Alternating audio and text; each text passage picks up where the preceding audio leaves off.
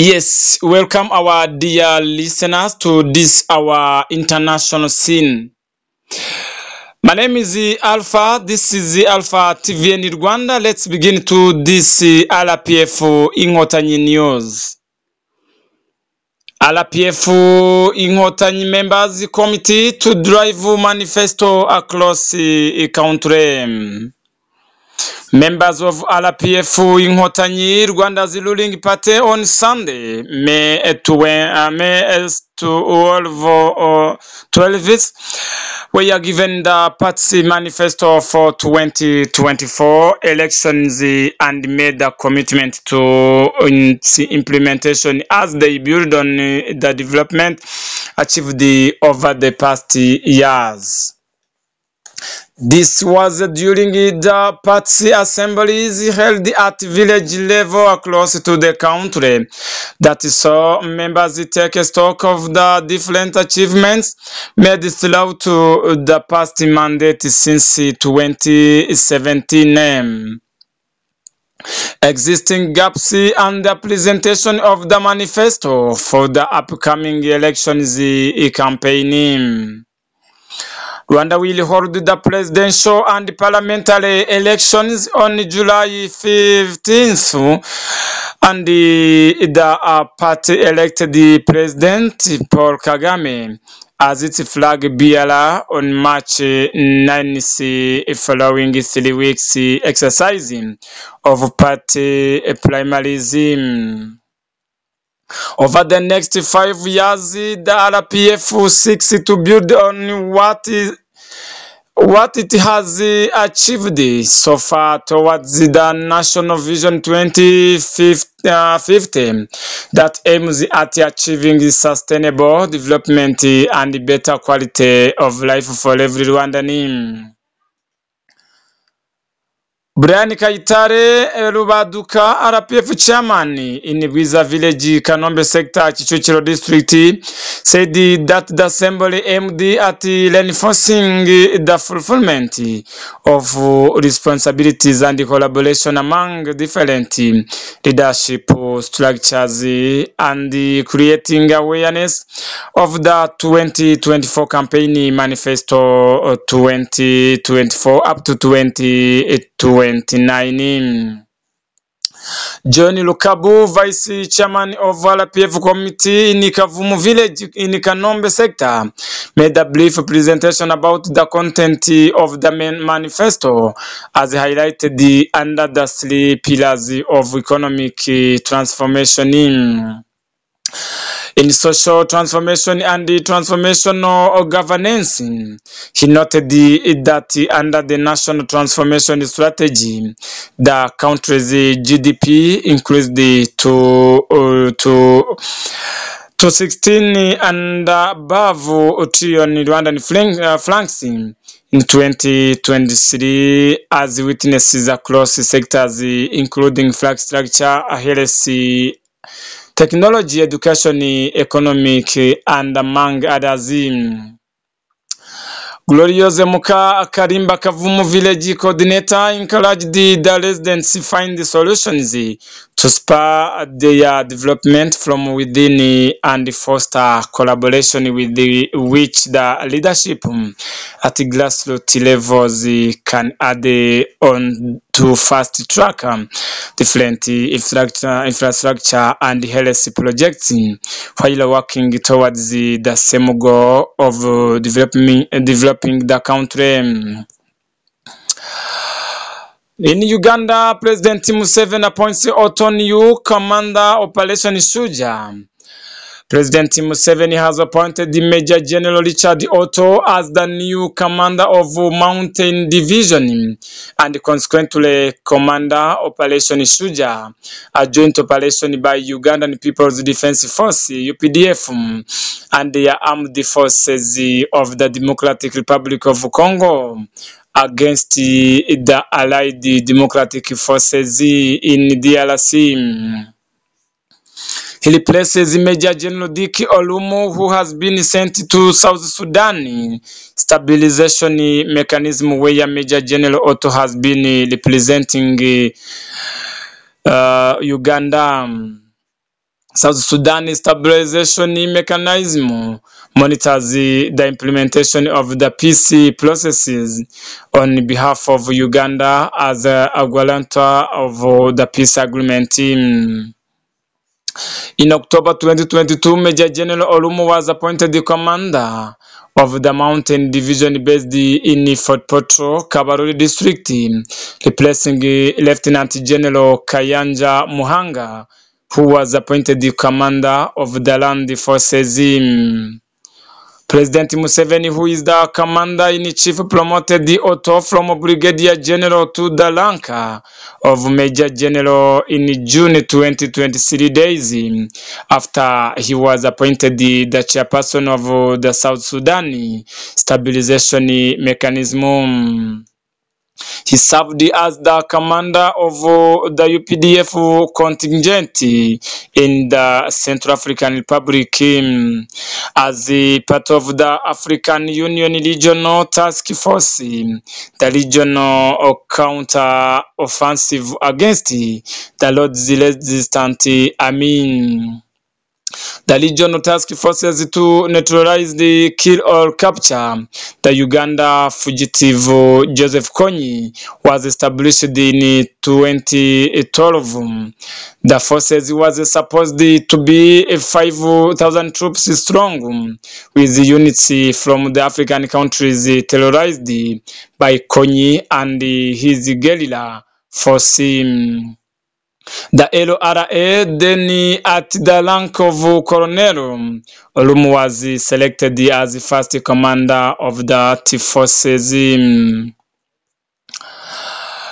Kenya, Azimio la Umoja threatens demolish over finance bill proposal.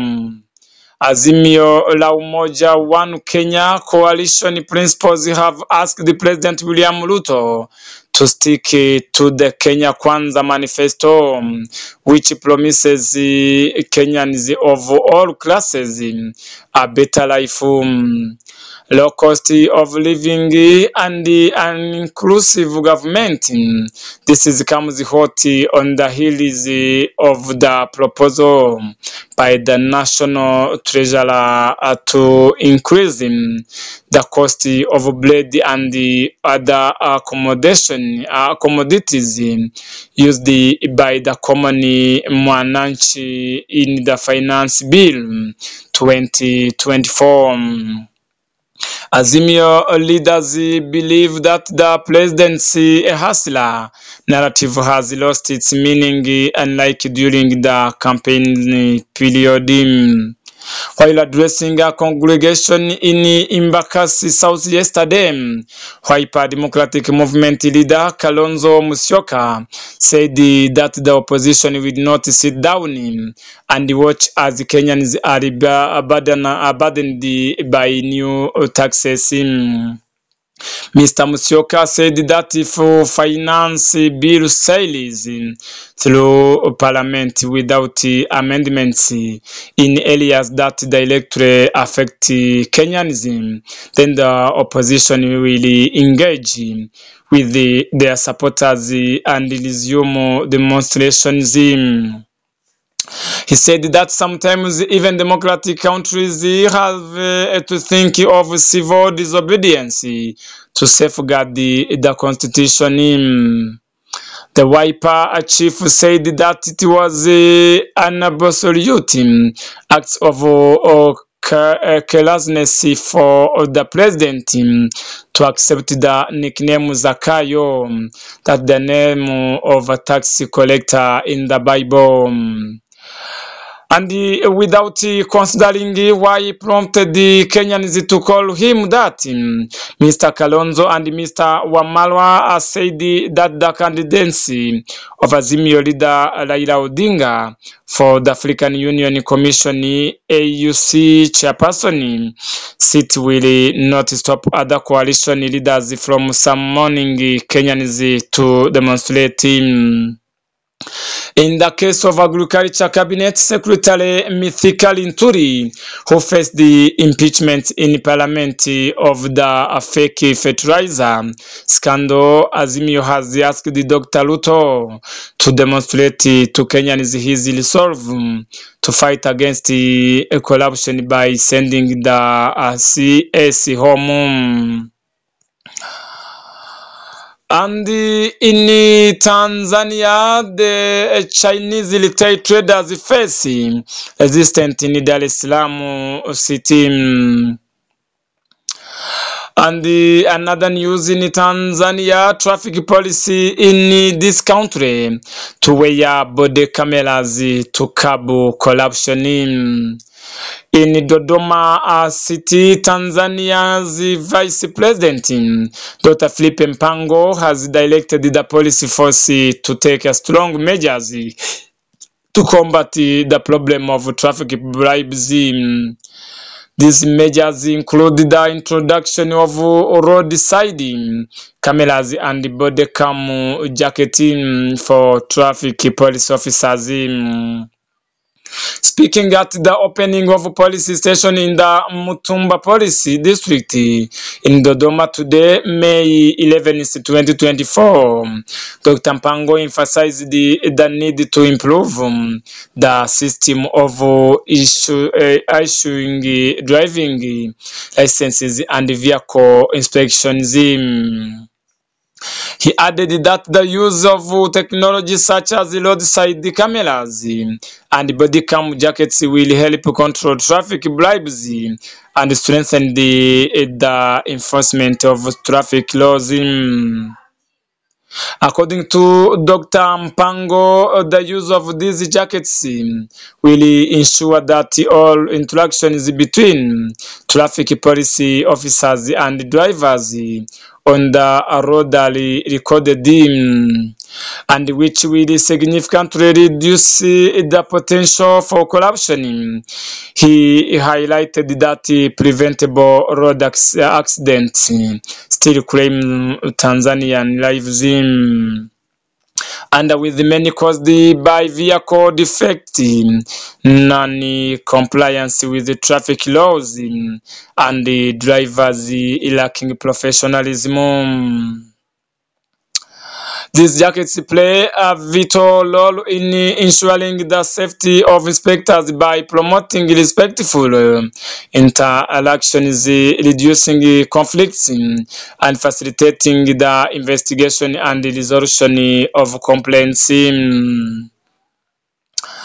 The captured footage assists inspectors in inquiries and investigations into workplace incidents, enabling them to work efficiently. Our dear listeners, thank you for being with us for this our international scene. This is Alpha TV in Rwanda. My name is Alpha Nibijira. Have a good time.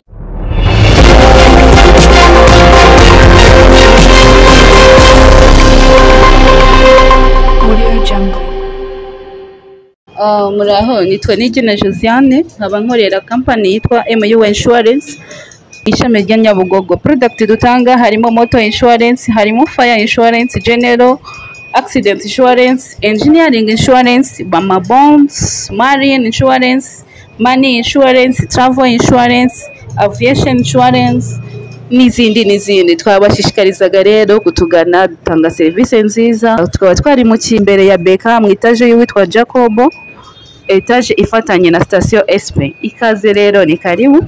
MU Insurance ni ya kera, imaze igihe iri gukora cyane kuko yahinduye izina. Mbere yitwaga Phoenix Insurance, ubu ngubu yitwa MU Insurance. Ikaze bakiriya beza, murakoze.